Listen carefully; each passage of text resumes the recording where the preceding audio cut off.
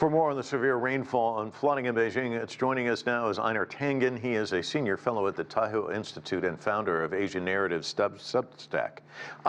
This is pretty incredible stuff. What's it been like for you, and anecdotally, what are you hearing from folks like friends of yours about the severity of this threat? Well, Mike, you have to kind of realize that the municipality of Beijing is larger than the state of Connecticut. So what happens in one part of the area is not necessarily going to be reflective of others. I was in 9 hours in the studio doing some work, so I actually didn't hear much about it until afterwards. But this was about preparedness. I mean, there was at 12 o'clock, they issued a 16 county warning. And by 2 o'clock, they had evacuated 72,000 residents out of a total of 82,000 that eventually were relocated. So they have been very, very sensitive, especially given the recent rainfall last week, which killed 44 people, including 31 residents at an elderly daycare center.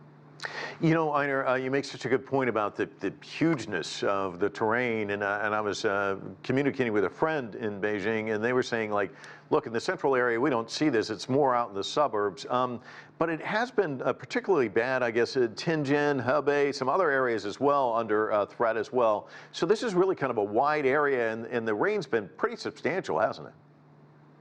Yeah, it has. I mean, you know, they're forecasting up to 200 centimeters of rain. This is a once in 140-year kind of historical situation.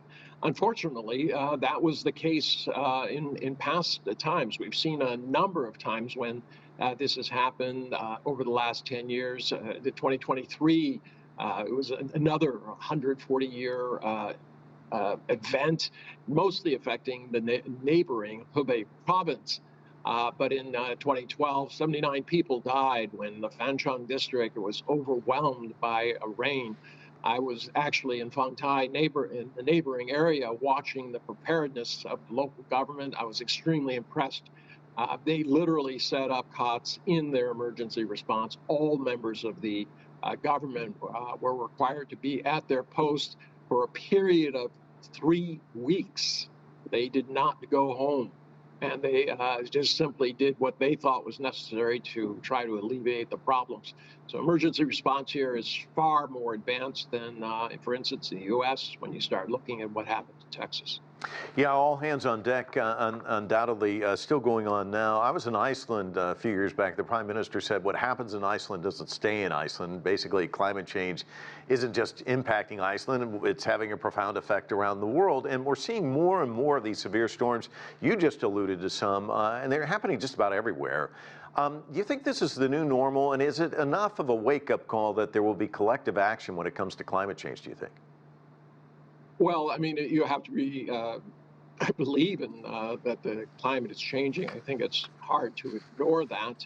But there's still people out there who say, oh, no, that people do not affect climate, that the world is too large.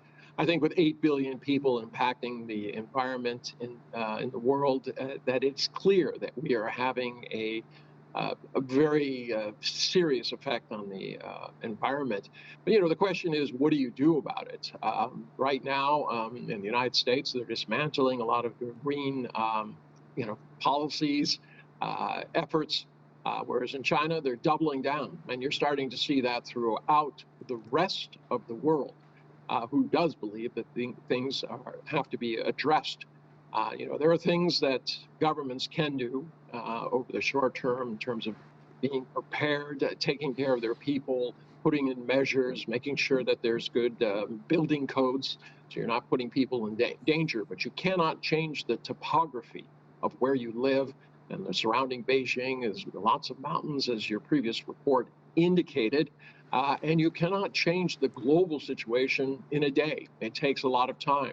China has been a pioneer in terms of going forward, hitting its targets at the Paris Climate